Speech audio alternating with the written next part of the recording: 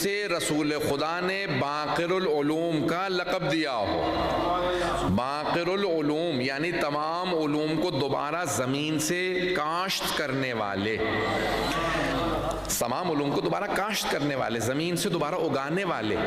ان سے جب پوچھا کہ آپ عالم ہیں یا جاہل ہیں، تو امام نے کہا میں جاہل نہیں. یہ نہیں کہا میں عالم ہوں، پتہ نہیں توجہ ہے یا نہیں، کہا میں جاہل نہیں ہوں. اب اس نے کہا کہ اچھا میں کچھ سوال کرنا چاہتا ہوں آپ سے، میرے سوال کا جواب دیں گے؟ امام نے کہا سوال کا جواب کیوں نہیں دوں گا. کہا اچھا یہ بتائیے وہ کون سی زمین ہے کہ جہاں پہ آج تک کبھی سورج نہ اس سے پہلے چمکا نہ اس کے بعد، کہ بس ایک دفعہ چمکا، وہ کب اس زمین پہ سورج چمکا تھا اور کون سی سرزمین ہے؟ تو امام نے فوراً کہا بہت آسان سوال ہے.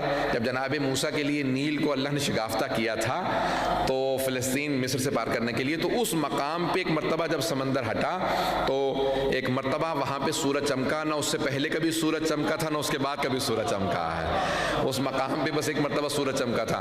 تو کہا آپ نے تو کہا تھا کہ آپ عالم نہیں ہیں. امام نے کہا نہیں، تو نے غور سے نہیں سنا تھا، میں نے کہا تھا میں جاہل نہیں ہوں. پتہ نہیں توجہ ہے یا نہیں. کبھی آپ نے تو کہا یعنی امام نے کہا نہیں، میں نے کہا میں جاہل نہیں ہوں. کہا کہ آپ نے اچھا سوال دیا، ایک اور سوال کرنا چاہوں گا. امام نے کہا ہاں سوال کر لے. کہا اچھا یہ بتائیے کہ کون سے دو بھائی ہیں جو ایک ہی دن پیدا ہوئے، جڑواں بھائی تھے، ایک ہی دن دونوں کا انتقال ہوا، لیکن ایک دوسرے سے 100 سال بڑا تھا؟ امام نے کہا یہ قرآن میں بھی آیا ہے، تمہارے ہاں انجیل میں بھی ہے. وہ عزیر اور عزیرہ دو بھائی تھے، ایک ہی دن پیدا ہوئے، ایک ہی دن انتقال ہوا، لیکن اللہ نے ایک کو 100 سال کے لیے صلح دیا تھا، اس لیے وہ 100 سال دوسرے بھائی سے چھوٹا رہ گیا. وہ اپنی ایجنگ پروسیس میں لگا رہا، ان کی ایج رک گئی. 49 تھے جب سوئے، بھائی 149 ہو گیا. یہ 100 سال تک سوتے رہے. قرآن کے اندر آیت ہے کہ اللہ نے جب انہوں نے سوال کیا پروردگارا کہ تم مردوں کو زندہ کیسے کرتا ہے، اللہ نے سوال کیا اولم تؤمن، کیا ایمان نہیں رکھتے؟ کہا ایمان رکھتا ہوں، صرف دیکھنا چاہتا ہوں.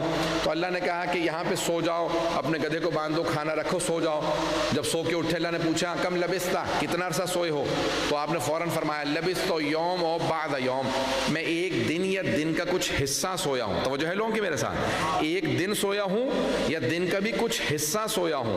اللہ نے فوراً جواب دیا بل لبثت 100 عام، نہیں تم 100 سال سوتے رہے ہو، 100 سال سوتے رہو. بل لبثت 100 عام، تم 100 سال سوتے رہے ہو. تم نے کہا تھا نا میں مردے کیسے زندہ کروں گا، ذرا ایک مرتبہ دیکھو، انظر الی حمارک، ذرا اپنے گدھے کو دیکھو اور کھانے کو دیکھو، کیف یتصنع، کیسا سب کچھ ختم ہو چکا. ابھی دوبارہ گدھے کی ہڈیاں پاؤڈر بن چکی ہیں، دوبارہ ہڈیاں بنیں گی.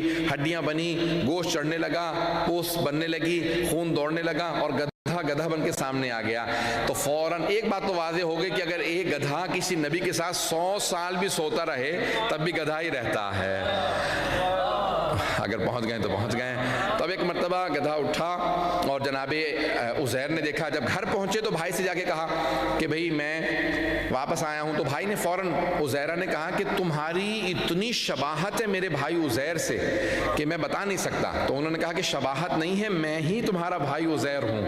100 سال تک سوتا رہا، اللہ نے مجھے صلح دیا تھا دکھانے کے لیے کہ اس کی قدرت کتنی زیادہ ہے.